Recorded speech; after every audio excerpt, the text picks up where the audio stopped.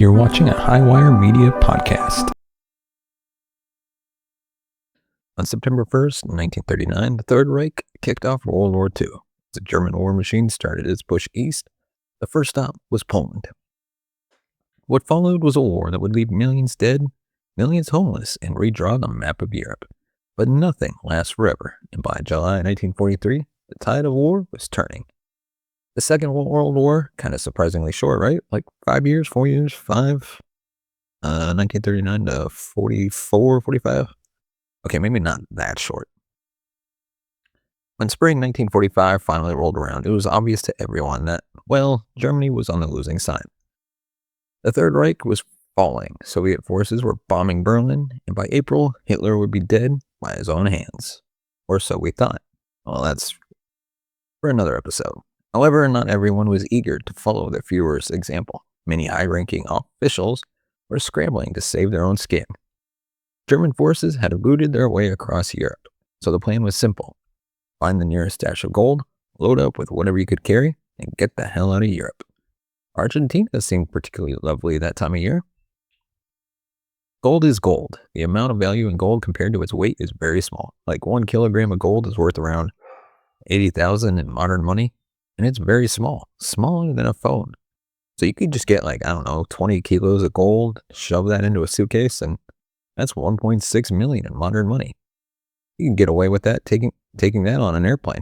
Obviously, these guys weren't flying on a modern commercial plane from Germany to Argentina, but still, 20 kilos in luggage, it's not bad. Finally, the war was over. The horrors would eventually fade, but its legacy would influence writers for decades to come. Evil Nazis became the standard go-to villain in books, movies, and stories. And stories of buried Nazi gold became a favorite plot device. Nothing excites the human imagination more than buried treasure. Millions, if not billions, have been spent over the years looking for lost treasures, be it pirate treasure, Nazi treasure, or Templar treasure. Yes, Oak Island, we're looking at you. God, that was full nonsense. History Channel, why? But every mystery has an origin story, and some mysteries, very loosely, are based on fact. So where did all these stories of Nazi gold come from? Well, I bet it's because the Nazis looted a ton of gold. And truth be told, Nazi gold is very real. And it's not just a nugget, it's a mountain. We're talking about metric tons of this stuff. The term Nazi gold is actually a bit misleading because it's more than just gold. Nazi treasure or Nazi hoard would be more accurate. The bulk of Nazi treasure is made up of what is called monetary gold, the gold reserves held in central banks as part of the government's currency reserves. After World War I, Germany experienced some of the worst inflation in history. The economy was doomed, and the extensive rearmament program launched by Germany meant that by mid-1938, Berlin was teetering on bankruptcy. However, this problem was soon remedied. The war officially started in 1939. The first country to fall to Germany was Austria. On March 12, 1938, Germany marched into Vienna. Nazi commandos arrived on the doorstep of the Austrian Central Bank and helped themselves to 90 tons of gold held in the vaults. 90 tons. Is that a lot? Yes. A metric ton is 1,000 kilos, so 90,000 kilos of gold times 80,000 per kilo modern value is... I don't know, but trust me, it's a lot. The Germans also forced the Austrian government to reroute the 5.7 tons it had sent to London for safekeeping back to the bank in Berlin. All this gold made Hitler and his cronies very happy. Little Nazis indeed, and a new tradition was born.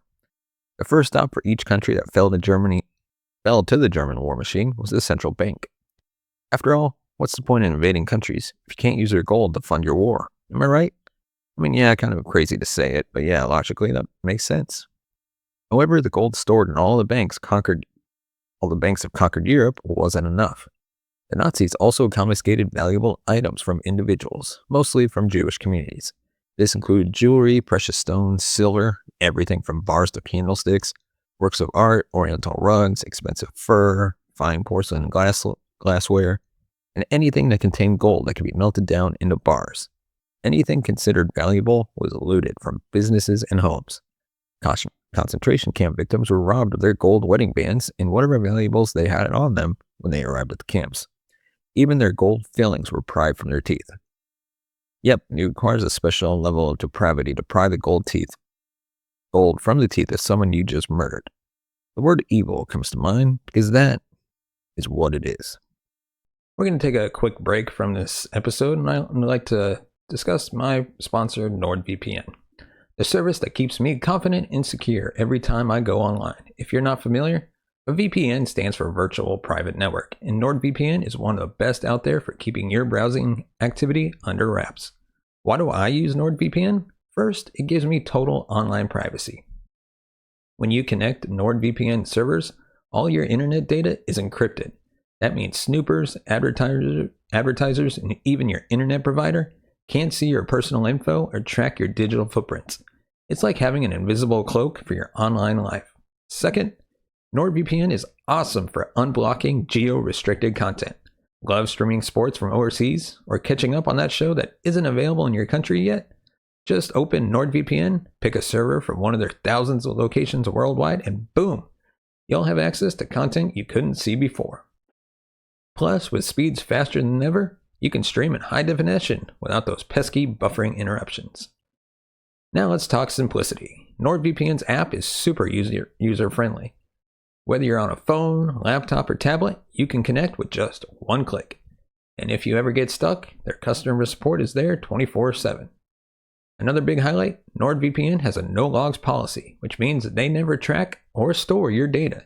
Your digital world stays yours alone. Lastly, if you travel often like me, NordVPN really comes in handy. Whether you're on public Wi-Fi at airports, hotels, or coffee shops, your data is always at risk. But with NordVPN, you can safeguard your connection and keep hackers at bay. No more worrying about whether your coffee shop Wi-Fi is safe. So if you're serious about protecting your privacy, accessing global content, and just having peace of mind online, NordVPN is the way to go.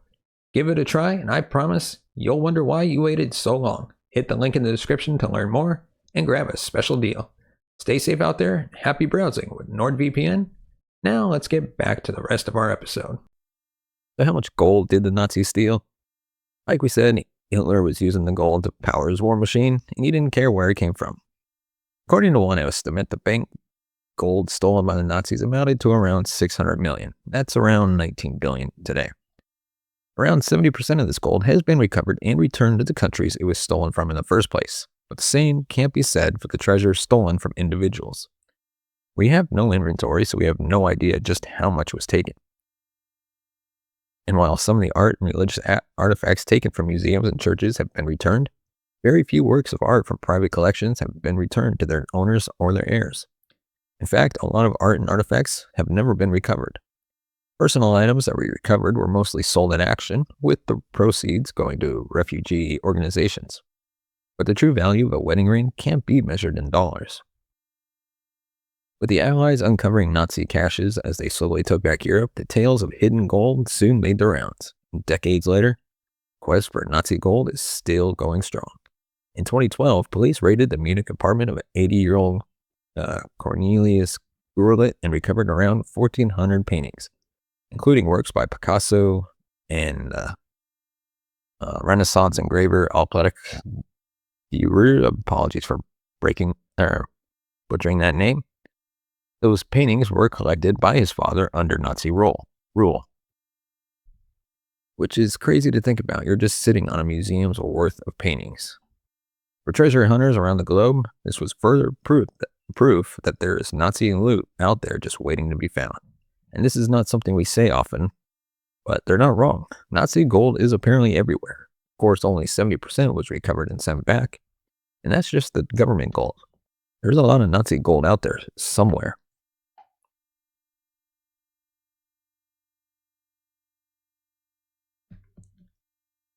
So where did the Nazis hide their gold? So the war is ending and the Nazis find themselves with a whole lot of loot to hide. So where did they stash it all? Well, wherever a bar of gold could fit. Banks, mines, tunnels, bunkers, lakes, even trains. But to really tell this story, we need to start by looking at the caches we know about, the ones that started this whole Nazi gold rush. Switzerland, the Nazis' favorite bank. We're going to start with the big one that we all know about, Switzerland. You're the traditional treasure hunter who likes working with a map and a whip. Switzerland ain't for you. All the looted treasure is buried deep inside bank vaults. And, far more terrifying, the bureaucratic banking system. During the war, Switzerland, along with a number of other countries, claimed neutrality, a position they have held since 1648. However, today, Switzerland is heavily criticized for this since their position may actually have extended the war. Switzerland became the middleman and the bank of choice for the Nazis. I feel like if you're neutral, how about you don't do banking for all the gold that's being looted across Europe? Like Switzerland, what the fuck? After its defeat in World War I, Germany was determined to become self-sufficient, but there were some raw materials Germany simply didn't have, so they needed to trade. However, German currency was near worthless on the world market, and few countries were willing to openly trade with them. Enter the Swiss banks. The Swiss franc was a stable form of currency accepted by everyone. So in one of the biggest laundering operations in history, Switzerland would turn stolen gold into legitimate currency. So here's how it worked. The German government would sell stolen gold to Switzerland. They'd get paid in Swiss francs. They would then use those to buy raw materials from neutral countries, mainly Portugal, Spain, Turkey, and Sweden. Those neutral countries would then use the Swiss francs to buy gold from Switzerland. That gold, the very same gold stolen by Germany. This is like, forget Walter White's money laundering. This is some nation-state level money laundering, and it's not even complicated. They did some basic money laundering, but just on a massive scale. So how much Nazi gold went to Switzerland? In 1997, there was a Berger report that estimated that Switzerland received around $440 million in gold from Germany. That's around $4 billion today. Of that, $360 million was looted from other central banks and victims of the Holocaust. Much of it has been returned over the years, but not all of it. Switzerland was initially also a safe haven for Jewish wealth. Seeing the danger looming on the horizon, Jewish people deposited their money and valuables in Swiss bank accounts to keep it out of the hands of the Nazi threat. The Nazis were like, we're neutral, we take both the Nazis and the Jews' money.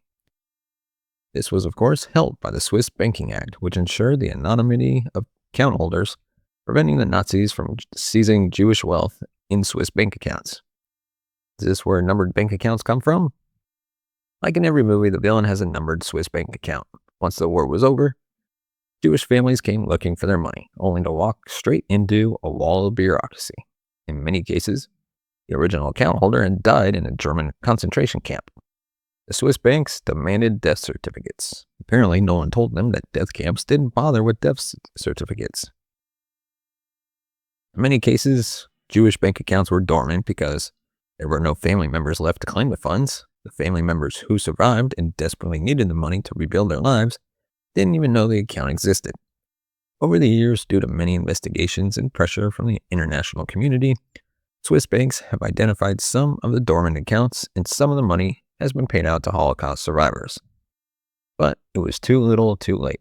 However, the Jewish community weren't the only ones relying on Switzerland to protect their assets. Most, if not all, high-ranking German officials had their own Swiss bank accounts. Even Hitler had an account for the royalties of his book. Yeah, that one. Apparently, SS chief and German Interior Minister Heinrich Himmler even sent a special train loaded with hundreds of millions of dollars worth of gold, jewelry, and art to Switzerland in 1944. This wasn't just any gold, though. At a meeting with some powerful German industrialists in November 1944, the decision was made to start a fund to build the Fourth Reich, since the Third Reich wasn't doing so well. Once the war was over, the Fourth Reich would rise, funded by this treasure. However, the World Jewish Congress uncovered documents confirming that such a meeting did take place. So what happened to all that Nazi gold? Germany's foreign minister smuggled 15 tons of gold out of Berlin before the city fell to the Red Army. 6.5 tons were surrendered to U.S. forces.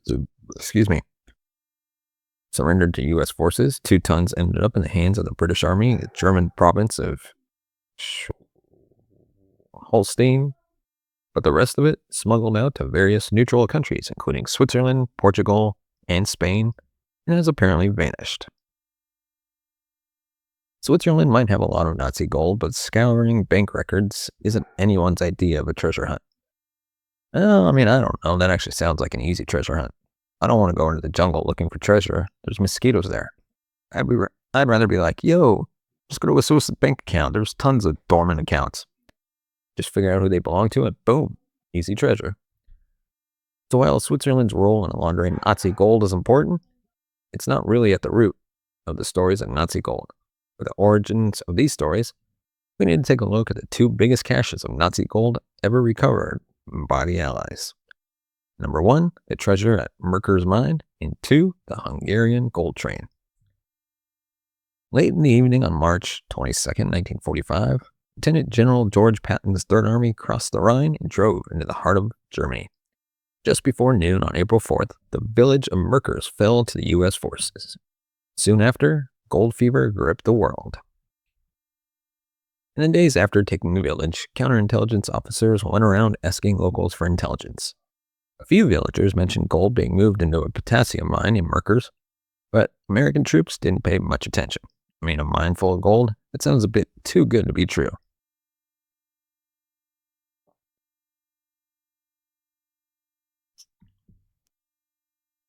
Then on April 6, military police stopped 2 French women entering Merkers. They were on their way to see a midwife. One of them was heavily pregnant. The women were questioned, and hopefully after seeing the midwife, they were driven home. Making conversation, the driver asked them about the mine. The women had no idea what had been mined there, but they did know about the gold and valuable works of art that had been stashed in the mine. How? Because the Nazis had rounded up some of the locals to do the heavy lifting. Finally, a senior officer took an interest and asked some of the locals. They had no problem handing over Nazi gold and promptly providing a list of names of Germans who had been present when the gold was being moved into the mine. One of those names, gonna butcher these German names, Dr. Paul Ortwin Rave, curator of the German State Museum in Berlin. Unlike many of his colleagues, he didn't make it out of town before the Allies arrived. When questioned, he admitted that his job was to take care of the paintings stored in the mine. Suddenly, the stories about a golden hoard in a salt mine weren't just stories. There were actual treasures in that mine. What's a senior officer to do? Post a guard on every possible entrance and call in some reinforcements. And the next day, with suspense running high, some high-ranking officers, photographers, and Rave himself entered the mine. At the bottom of the elevator shaft, 2,100 feet underground, they found 550 bags of Reichsmarks, and that was just the beginning. A vault, simply named Room Number 8, was a brick-walled chamber with a large steel safe door, complete with a combination lock and a timing mechanism. The man with the key? Long gone. So the U.S. Army engineers did what they do best. They ignored the door and just blasted their way through. But what did they find inside? Now, the room was approximately 75 feet wide, 150 feet long, with a 12-foot high ceiling and a tram railway track running down the center. Stacked on either side of the track in 20 tidy rows were 7,000 bags stacked knee-high.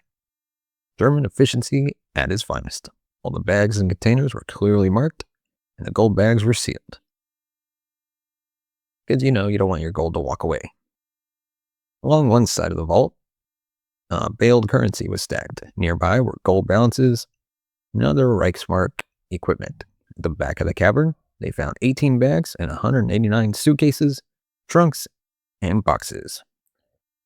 Excuse me. Each one had a packing slip listing its contents, a tag with the name Melmer, the account used by the SS for loot taken from concentration camp victims. The confiscated property consisted of gold and silver bars, gold taken from dental work, cigarette cases, diamonds, gold and silver coins, foreign currencies. The local tales of Nazi treasure in the mine were not exaggerated. Initially, reinforcements guarding the mine were ordered onward. There was still a war going on after all. But when the higher-ups realized the magnitude of the treasure tucked away in the mine, the reinforcements were rerouted back to Merkers for guard duty. The war, it seemed, could wait. Do you imagine the temptation just being one of those soldiers looking at a gold bar, knowing it's worth more than you'll make in a lifetime? And it's right there. I'd be lying if I said no one was pocketing anything. The decision was made to move the loot to Frankfurt's Reichsbank, but the clock was ticking. Rutgers was located in what would soon become Soviet-controlled territory. The Red Army was closing in, and rightly guessing that the loot would disappear into Russia, never to be seen again. The Americans needed to move fast. As the loot left the mine, it was inventoried, and the final report read as follows: 3,682 bags and cartons of German currency, 80 bags of foreign currency, 4,173 bags containing a little over 8,300 gold bars, 55 boxes of gold bullion, 322 bags of gold coins, 63 bags of silver, 1 bag of platinum bars, 8 bags of gold rings, 27 bags and containers of SS loot, and around 400 tons of art, including a quarter of the major holdings of the 14 Prussian art museums in Germany. So what happened to all of it? The foreign currency was returned to the countries of origin. The gold was turned over to the Commission for the Restitution of Monetary Gold and divided up between the central banks it was stolen from. Non-monetary gold, especially the SS loot, was a bigger problem. I mean, how do you identify the owners of dental gold? I'm gonna guess that those owners are not around anymore. These items were given to organizations for auction, and the proceeds were used to support refugees. The art was mostly returned to museums. However, hundreds of people were involved in moving the loot from Berlin to the mine, and then from the mine to Frankfurt. The locals knew all about the treasure well before any troops were stationed at the mine entrance. And even then, not all the entrances were guarded immediately. So was all that loot removed?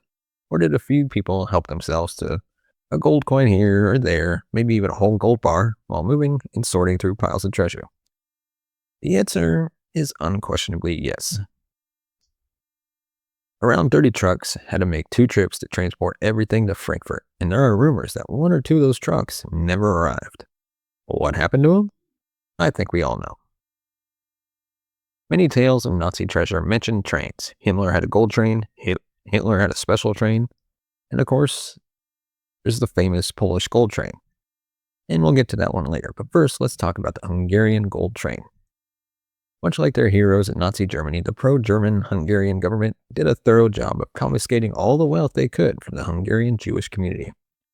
Initially, the stolen loot was stored at a castle near Zurich, where it was carefully sorted, any identifying information destroyed. By 1944, the man in charge of this operation, and yes, I'm going to butcher his name again, apologize, but maybe not, since this guy was kind of evil. Arpad Toldi decided to load all the loot onto a freight train, make for the mining town of Brandenburg. There, in a local bathhouse, the sorting continued while the train was parked in a tunnel. By March 1945, with the Red Army practically on his doorstep, he made a last-minute decision. He loaded the most valuable loot into 44 crates, put them on trucks, told his second-in-command to take the train to Switzerland. Took his family and fled with the trucks. He tried crossing the border into Switzerland with his loot, but the weather wouldn't cooperate, blocking the mountain passes. So he was forced to bury his treasure in various villages in the region of Western Austria and in a brick factory in Feldrich. By August 1945, around 40 crates of this loot had been recovered by the French occupation authorities with Toldi's help. Though whether it was voluntary or not is unclear. So what happened to the train? By midday, the train had arrived in Orgel, where it ran straight into the waiting arms of the U.S. Army. The train was sent to an American military warehouse in Salzburg, where the loot was stored for 2 years while Americans tried to figure out what to do with it. The Soviet Union demanded the train be turned over to them. That was not going to happen. The Hungarian government and the Hungarian Jewish community made a heartfelt plea to the U.S. government to get their stuff back. Of the 600,000 Hungarian Jews sent to concentration camps, only 20,000 survived the war, and they had been left with absolutely nothing. According to Jewish organizations, the loot on the train was worth $350 million. But an inventory conducted by the U.S. Army estimated the value of the loot at just $3 million.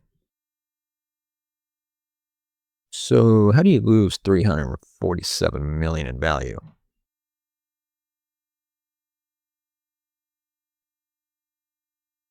Despite all the massive inventory that they did, the U.S. Army estimated the total value at only $3 million, which again seems ridiculous.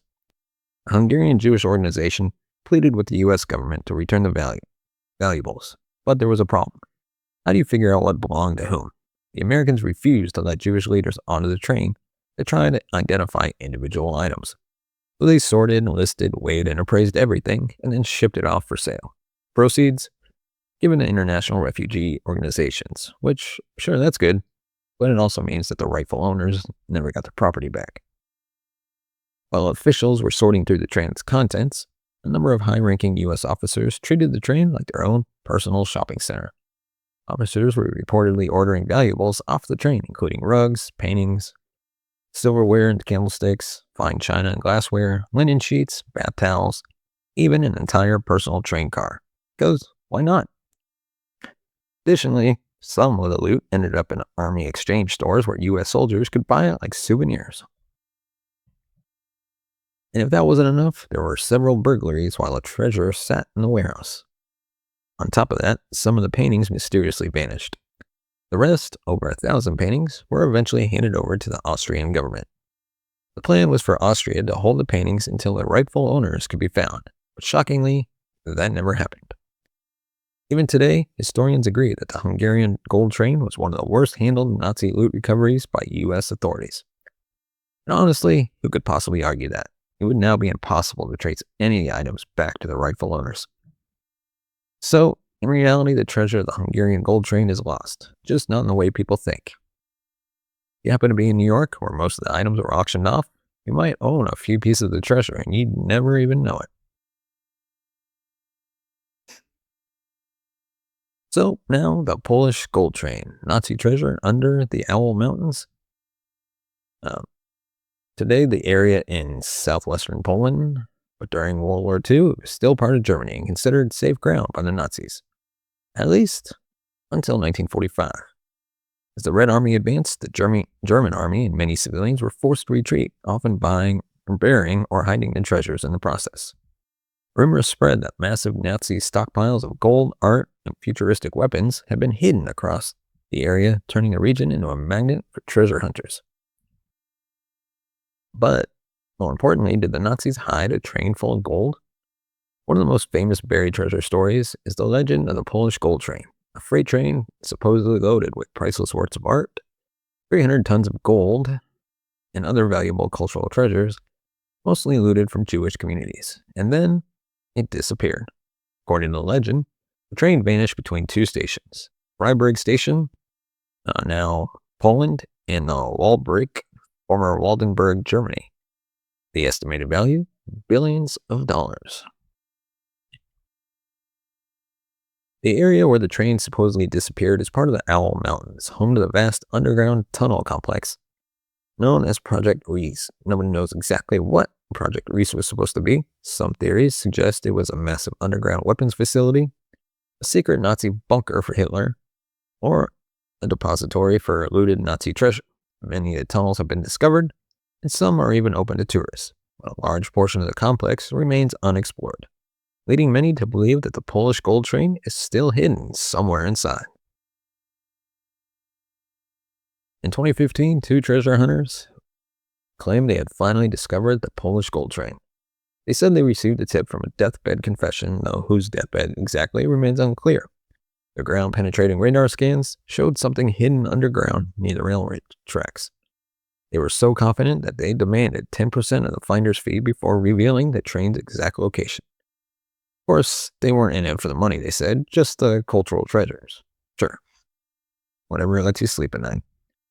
Researchers from AGH University of Science and Technology in Krakow conducted their own geophysical survey of the site. The result? Nothing. The train hunters had found natural rock formations that resembled the train. Excavations continued into 2016, but by August, the treasure hunters finally had to admit they had been wrong. The Polish gold train does not exist. In 2019, the discovery of a diary sent shockwaves through the treasure hunting world. The diary was supposedly written by an SS officer using the pseudonym Vickler, For decades, it was kept secret, hidden away in the town of Quedlinburg, Germany, in the possession of a Masonic lodge. Because, of course, the Freemasons are involved. The Freemason Lodge had been around for many years, and during the height of the Third Reich, some elite Nazi officers were among its members. One of these high-ranking Nazis was the mysterious Mickler who controlled Nazi transport in southwestern Poland.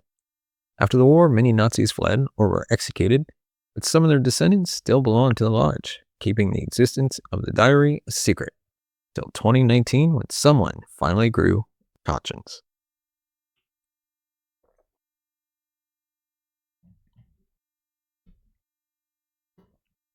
As an apology for World War II, bit late for that, lads, the Freemasons handed the diary over to a Polish foundation. Inside, it revealed the location of 11 different Nazi treasure sites. According to the diary, more than 30 tons of gold, jewels, and priceless paintings, along with other religious artifacts, had been hidden by the Nazis. One location in particular stood out. A 16th century palace in Lower Silesia, Poland, known as the Hochberg Palace. The diary claimed that one of the treasures was hidden in an abandoned well, 200 feet deep on the palace grounds. This wasn't just any well. It was the site of a Nazi brothel during the war. The Nazis allegedly murdered the witnesses, dumping their bodies in the well. They then detonated explosives to seal the entrance. According to the diary, the gold at the bottom of this well came from the Reichsbank in Breslau, Poland, and could be worth billions of euros today. So, is the diary real or a hoax? The diary itself was an old accounting book from the turn of the 20th century. Most of its 600 pages were empty. The treasure-related text only covered about 9 pages. The text was written in pencil, which seems weird for a top-secret SS document, right? And the supposed SS officer was rumored to be Egon Eulenhauer, but no one by that name was found on SS officer lists. Here's the weird part. Even if the diary is fake, the well at the palace is a very good place to hide treasure.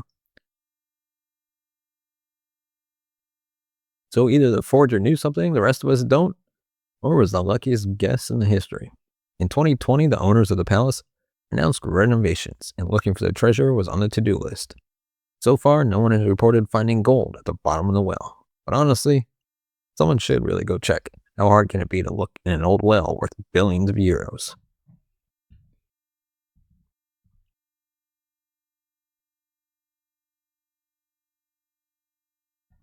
And then we have Lake Toplitz, the Nazis' cursed lake, a deep, dangerous, and possibly cursed lake. Located 40 miles southwest of Salzburg, Austria, Lake Toplitz is a small but very deep alpine lake. It's frozen for 5 months of the year, has no roads leading to it, only a private dirt track, surrounded by steep cliffs and dense forests. And most importantly, it has a strange underwater environment, and the top 60 feet of water is fresh. Below that, the water becomes salty and oxygen deprived. Anything that sinks to the bottom never decomposes. Which means the Nazis dumped treasure in this lake. It's still there, perfectly preserved. During World War II, the lake was a Nazi naval testing station, but in the last days of the war, locals reported seeing Nazi trucks arrive, carrying crates of unknown contents. Then, under armed guard, the crates were pushed into the lake and sunk. So did the Nazis dump treasure in the lake? During World War II, the lake was used, like we mentioned, as a naval testing station. Excuse me. So what was inside them? In those crates, I should say. Gold, stolen art, secret Nazi documents? We don't know. What we do know is that something was dumped in the lake, and that anything lying on the lake bed will be perfectly preserved thanks to the lack of oxygen in the lower depths. Compared to most other countries, Austria doesn't have a soaring crime rate, which makes the number of mysterious deaths around Lake Toplitz seem a little suspicious. So in 1946, you had 2 Austrian engineers murdered. I should specify that 2 former Nazi engineers were found dead in a snow hut near the lake. Both were murdered, and they had worked at the naval testing station during the war. And they returned to recover hidden treasure. And then 4 years later, a German engineer died while climbing. Later investigations found that he had also worked at the testing station. And then in 1952, a French geography teacher was found dead. Investigators found signs of digging near his camp, but nothing was recovered. Then, in 1963, a diver mysteriously dies. A German diver was hired by 3 former SS officers to dive into the lake. He descended to 60 meters and never resurfaced. The SS men waited 20 hours before reporting his death. What were they looking for?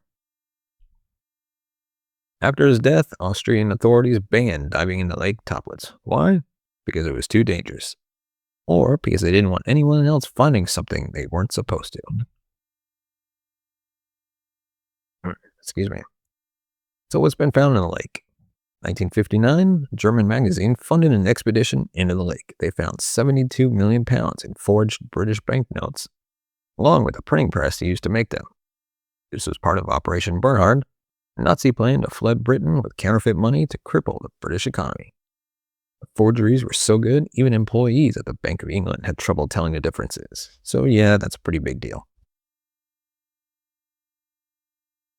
In 1983, a German biologist dives into the mystery. In 1983, German biologist Professor Hans Frick received special permission to dive into Lake Toplitz. His discovery included torpedo parts, remains of a Nazi seaplane, prototype rockets designed to launch from U-boats, and more forged banknotes. But perhaps the most intriguing discovery, he spotted an entrance to what looked like an underwater bunker. However, it was never explored because, why would we investigate a hidden Nazi bunker at the bottom of a cursed lake? So, of course, you gotta ask yourself, does more treasure remain? Even though multiple expeditions have explored the lake, some people believe the real treasure is still down there.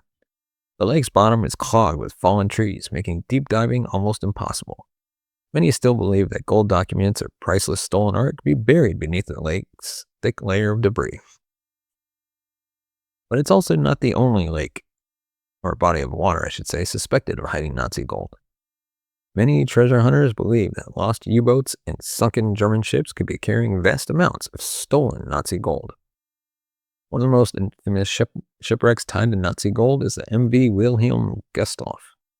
It was a German ocean liner that was sunk by a Soviet submarine in January 1945. Some theories claim that it was carrying 100 million in Nazi gold, priceless art, and a missing amber room. But when divers found the wreck, they discovered nothing. At least that's what we've been told. And then U-977. Did a Nazi U-boat smuggle gold to Argentina? In August 1945, the German U-boat U-977 arrived in Argentina 4 months after the war had ended. So why did it take so long to get there? Rumors started spreading fast that the submarine stopped in Antarctica first. It was transporting high-ranking Nazis to a secret Nazi base, and it was carrying Nazi gold to Argentina. The crew surrendered to the Argentina government, who handed them over to U.S. intelligence. What did Americans find on board? We don't know. The U.S. military scuttled the submarine, and the truth went down with it.